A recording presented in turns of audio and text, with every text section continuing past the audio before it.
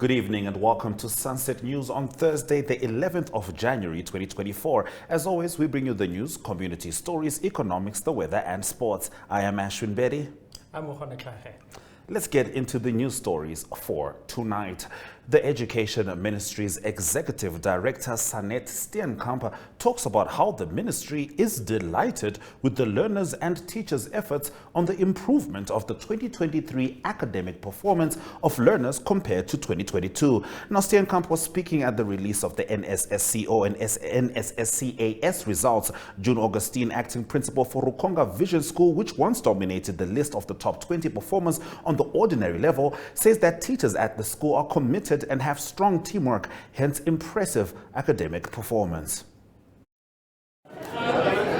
So we're absolutely delighted as the Ministry of Education, Arts and Culture, and myself in my capacity as accounting officer. I am truly humbled and so happy for all the learners, for all the teachers and the principals, everybody in the education sector and beyond who worked so hard in making this a reality. We have seen that it is possible. It is possible when we apply our minds. It is possible if there are dedicated efforts. It is a huge possibility of success if there are school-based action plans and if we can set targets as parents, as learners and as teachers and see these targets through. So it's now a matter of sustaining these and actually improving on them in a gradual fashion. And that we are very, very excited about. My name is John Augustina. I'm the acting principal at Rukonga Vision School. I'm so happy today. I'm glad our school did well, and I'm happy with the learners because that is our aim as a school. As a school, we don't really have much measures that is different from other schools, but the only thing is teamwork and dedication. Our teachers are so committed, and also the management. We agree as a team on what we want to do, and collectively we achieve or we attend to what we have agreed to achieve. Although here and there some might not, but we still call them and appreciate them and also encourage them to work hard like other teachers. So as a school, as an acting principal, I encourage other principals, other schools, other teachers not to be discouraged, not to be demoralized, because there's room for improvement and there's room to share, there's room to contact, there's room to continue to improve on their results. They should learn to love their job and also teamwork and to love the child, because as a school, our aim is the whole development of the child. We're very concerned about the child, and the best we put in the child, we want it to come out at the end of the day always. All right, Ohone, what are your thoughts on this year's results performance? I think overall, when one looks, my concern is with the sheer number of children that do not make the grade and therefore do not get admission to university or other higher education institutions. What remedial programs are in place to ensure that we can uplift and empower these children to ensure that they do not become unemployed a few years down the line? That's something that we need to look at, while also looking at how we improve grades and the rate at which learners are able to pass. Yes, and of course there was the upheaval of this educational system, the syllabus particularly, which took a lot of students by surprise, and I think that's a real reason for Namibians to still be proud of the students whilst questioning the system to become much more efficient. And it is a concern, particularly when you do talk about universities, because how is that gap closed? On one end, you need to close the gap for the university students who didn't make it, and on the other end, universities might be struggling with intake numbers. Something to keep an eye on. In our next story, the 4x4 initiative under the leadership of Sydney Boyce bought 40 school shoes for donation. The handover will be done through the office of the mayor at a later date. The initiative took place today in Swakopmund at PEP stores. The 4x4 initiative encourages community members to join the initiative. Precious Ngetaunaupo reports. Honorable Governor of the Mighty or the Rongo region, as well as Her Worship the Mayor of the Swakopmund town, we are here sort of launching again the 4x4 initiative. This initiative is driven by men and boys. As we know, always people say men are heartless. That narrative, negative narrative, must change. there is a positive narrative. And through that, we said that we can rather adopt some pragmatic approaches to change bad habits to good habits. So right at the start of the year, we are ready to start with the shoe drive. We know there are hardships out there. There are community members that cannot afford to send their school children with a school shoe. Apart now from that, we know also irresponsible behavior that some members of the community just disregard their responsibility to ensure that their children go in dignity to school. So we are saying, let's man up. That's the 4x4 initiative. 4x4 initiative is to say, let's pull out someone else who is stuck. But we also know this project, Honorable Governor, will help ourselves. There are issues of low self-esteem. There are issues of depression in our society. There's issues of toxic masculinity, especially amongst men. All right, so from exam results to going back to school, which of course, you know, is a mixed bag of reactions for everybody. It's January, usually a little difficult to budget around January. What are your general thoughts on, you know, going back to school? Of course, we're seeing that at the coast, people are helping with regards to making sure kids can get to school. But something always happens at this time where it's usually a clash between parents, teachers, school administration, it's usually called the SDA or something like that, school administrations. And it came to the point that the ministry had to say that parents don't have to get everything on the school administration's list. What are your thoughts on back to school in Namibia? Back to school in Namibia. There's one thing that always comes up to mind is the fact that there's always an issue with placement. You'd find that there's an oversupply of learners and not enough capacity to handle these children. Add to that the issue that you raise now that parents have to buy stationery. We know that government's budget is stretched and the resources are limited. But it would also be fair on the part of government to help parents some part of the way. We know we're still a developing country, and Namibia is not going to be able to resource its school-going population fully. But a little bit of assistance would go a long way to help parents given the prevailing economic conditions in the country. Yes, indeed. Now, in the last of our top stories, below normal rainfall is likely over most of the country for this month, and this is except over southwestern Namib, where normal rainfall is expected. This is according to the rainfall bulletin by the Namibia Meteorological Services. It says that the Karas, Hardap, Western Erongo, and extreme Western Kunene regions are expected to receive rainfall approximately below 25 millimeters for January, while the remainder of the interior is expected to receive above 25 millimeters. The highest amounts of rainfall of approximately 125 millimeters is anticipated over the Zambezi region during this month. For the period from 1 February to 30 April this year, it is projected that Namibia will experience suppressed rainfall. There is a high likelihood of below normal rainfall for the same period. Looking back, meanwhile, high amounts of rainfall were observed during December last year over the northern and extreme eastern parts of the country. It said that Omega-3 received 248 millimeters, Okahawa 156, Mukwe recorded 134, and Caprivi River Lodge 118.5 millimeters of rain. The report said that the bulk of the country received below normal rainfall for the month. The northern Kunene, Ohangwena, Oshana, Oshikoto, and parts of Omusati, Kavango West, and Kavango East regions received below average rainfall, concerning the departure from its normal from December. On a seasonal scale from 1 October 2023 to 31 December last year, the performance was mostly below normal rainfall for the bulk of the country. However, normal rain was observed mostly over the northern regions and above normal rainfall over northern Kunene as well as the Omusati regions of Namibia. What are your thoughts on this? Climate change, it seems to be becoming more and more palpable. You know, back in the day, it was a myth. It was something, an idea, a theory. You just hear climate change, climate change. Now, every single year, it feels like the patterns are consistently changing. The concern here is that with lower rainfall, you don't expect as much agricultural output. Yes. And it presents a concern for farmers who may need to buy stock out of their own pockets instead of relying on rainfall, which is difficult in the December-January period. Definitely, yes. All right. In our Story of the Day segment, 11 candidates will have to answer ECN's committee questions. Stay with us on Sunset News. Welcome to My.NA Cars, your ultimate destination for everything automotive. I am your host, Diana Master. Teamwork makes the dream work, right? Discover the latest models, innovative technologies, and expert insights from our passionate hosts.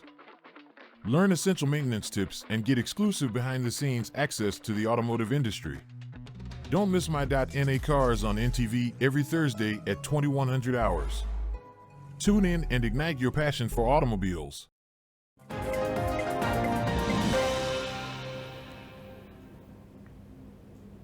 Viljo Napopiwa, the first of the candidates on the shortlist to be appointed as a commission member of the Electoral Commission of Namibia, is welcomed by Batseba Kashiyo-Wongwa, who is the chairperson of the ECN, and this was at the interviews held today at the National Council. 11 candidates will have to answer the committee's questions, and this is before the committee will present their choices to the president. Algeto Greg reports. Chairperson of the selection committee. I have with me on my left-hand side Ms. Nelly Tahigila, who's the vice chairperson of this committee. I have Ms. Yedes, I should say where they're coming from. She's from the Royal Society of Namibia. Ms. Yedes is from the Namibia Qualifications Authority. Mr. Zana Nashanji is from the Public Accounts and Auditors Board. On my right-hand side, I have Mr. Bandila, who's from the High Court of Namibia. And next to him, we have the Secretary of the National Assembly, who is not a member of the committee. The members are the 5. And she's providing secretariat, and next to her, she has her PA. Welcome to this interview. Thank you. I have welcomed you, and I said feel comfortable, and we are just here to have a conversation with you in terms of what you have applied for. Let me start with the first question to you. Everybody will pose a question to you, respond accordingly, and at the end we will ask you to indicate whatever other issues that you want raised. Now, as you know, we have received your applications, that is why you are shortlisted, which means that you have met the shortlisting criteria. So the CV is here with us. But still, I want to ask you to please briefly tell us about yourself, reflecting on your qualifications, experience in relation to the position you have applied for, and why do you think that you are a suitable candidate to become a member of the Electoral Commission? Thank you. Thank you. Good morning, panelists, and thank you for the opportunity. My name is Viljo Napopiwa, a social worker and a lawyer by profession. Currently working for the University of Namibia. All right, Ohone, what are your thoughts on the ECN recruitment process? It's a positive that these interviews are being held in public, and that these individuals who are putting themselves up for these positions are being held. They can be scrutinized, and we get to see full well, we get to know what their intentions are. We can see, or we can judge whether there'll be a level of, what level of competence that they will be at. And this just gives credibility to the ECN as an institution and to the entire process. Definitely. Transparency is key, particularly when it comes to election. Now, according to Economic News, Total Energies expands Namibian interest after impact share buy. Stay with Sunset News. Neo Paints has established a 67-year Namibian legacy, creating personalized paint solutions that blend quality and innovation for the Namibian people. We pride ourselves in being a 100% Namibian-owned company, investing in our country and our people by employing and empowering true Namibians. With every brushstroke, Neo Paints commits to our quality guarantee and always delivering a coat of excellence. At Neo Paints, we always stay true to our country. We are as Namibian as you.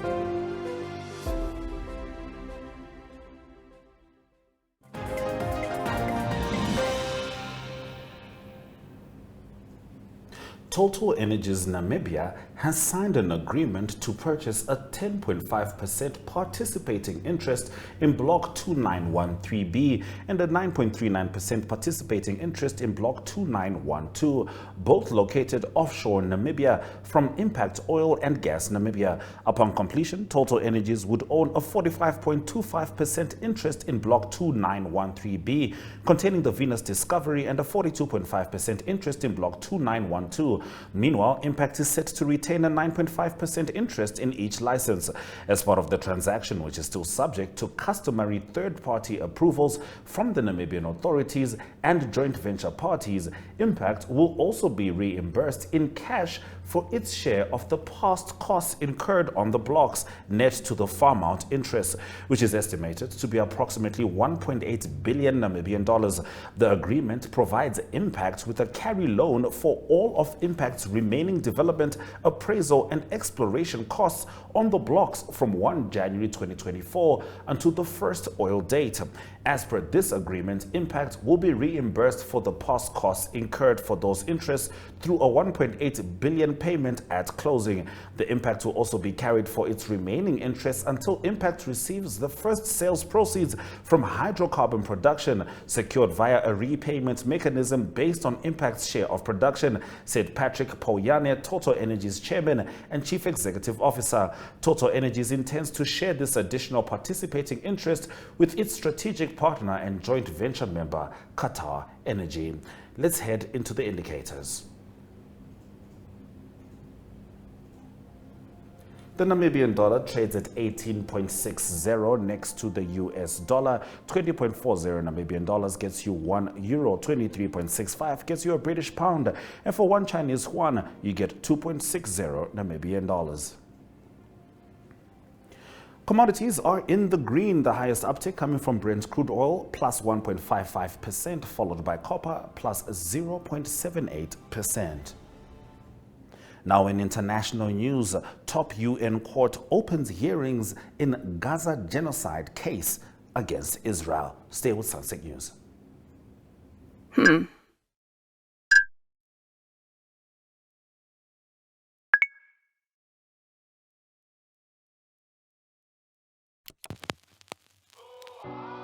eTicket, your online ticket solution for events and event marketing, bringing you ease of mind and making sure that your event gets out there.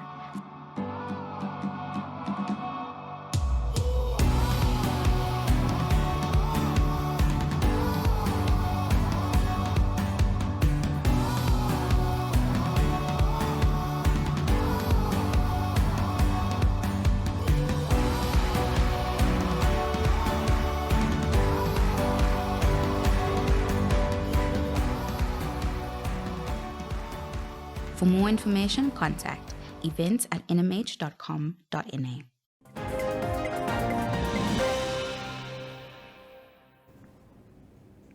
Now, a top UN court opened hearings earlier today in a case in which South Africa demands an emergency suspension of Israel's military campaign in Gaza, where it says Israel is committing genocide against Palestinians. The International Court of Justice is hearing South Africa's arguments and Israel's response to the allegations tomorrow.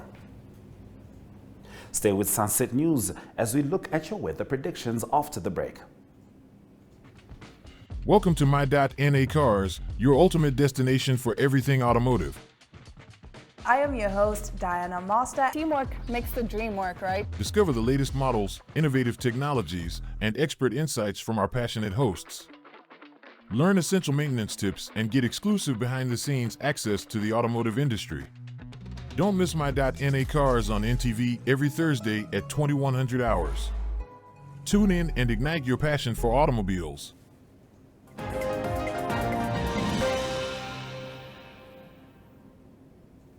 Thank you for staying with Sunset News. Let's get straight into the weather predictions. We start with the capital, Windhoek, where partly cloudy conditions are expected with a 33 degrees Celsius maximum also expected. Katima Mulilo and Rundu are expecting some rains. It's partly cloudy across the board, save for Lüderitz, Riansvlei and Keetmanshoop, which are absolutely sunny. 15 degrees Celsius minimum in Lüderitz makes it chillier than most places in the country. Those have been our weather predictions. I'm going to take a seat to bring you the sport news.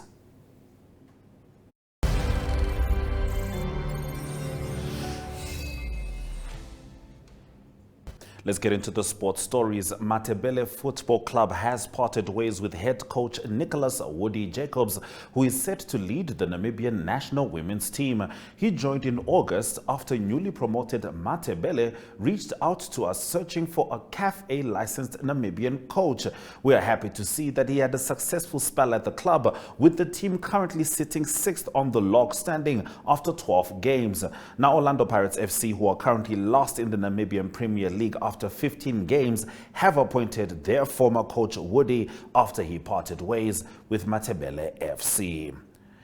Expectations are high for a good performance by Namibia at the ICC Under-19 World Cup Cricket Tournament starting soon in South Africa. The Namibian team, sponsored by Walvish Bay Salt, had a farewell function in Windhoek late last week ahead of their departure to Pretoria. Following some warm-up matches, their tournament will officially start from 22 January with pool matches in Kimberley against Australia, Sri Lanka and Zimbabwe. The first ball this guy bowled to me, he was quite tall. I'm at 1.86 m. I think he was at about 1.98 or something, so quite tall, lanky. And the first ball, I didn't see much, but I felt it here somewhere. I just got past my neck. I fell down, and I just said, "Hey you, hey you." And I got up, and this guy standing over me saying, "You find another profession." Because we went through that World Cup and we played against guys that are some of the top players in the world today. Guys like Tuscan Ahmed, Litton Das, Quinton McCock, Lazard Williams, Travis Head, these type of players. Now I promise you right now, you guys are going to be playing against guys that might be playing Ashes cricket in a couple of years from now. Best IPL players. People like this. You don't realize it now, but you'll see them in a couple of years. Because today, 14 months later, the product of that decision is sitting right in front of me, ready to carry the flag of this proud country. I have followed your journey closely since you were boys, for obvious reasons. But what I... We wish the boys all the best. In our last story, cycling season is set to kick off this weekend with the Nedbank Windhoek Pedal Power Race Series. Now, the Pedal Power Race Series will kickstart the 2024 cycling season on Sunday, 14 January on the Dobabis Road east of Windhoek. The first of the 6 races will start at 7 a.m. at the Nampower Station entrance on the Dobabis Road, with over 300 cyclists expected to take part in the event. The organizers have introduced exciting categories, and this is in a bid to make the events exciting as well as inclusive.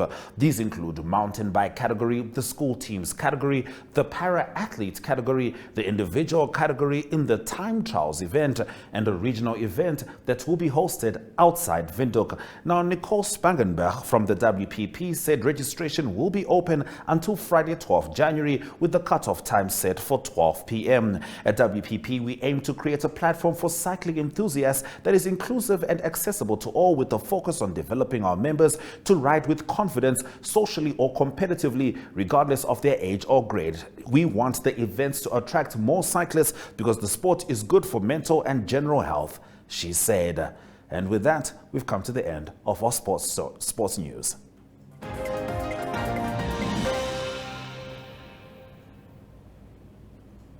And with that, we have come to the end of the broadcast. Do make sure you join Sunset News on Facebook on all Namibia Media Holdings platforms on weekdays as well as Sundays. From Ohone Hlage and Ashwin Berry, this has been Sunset News. Don't end your day without us.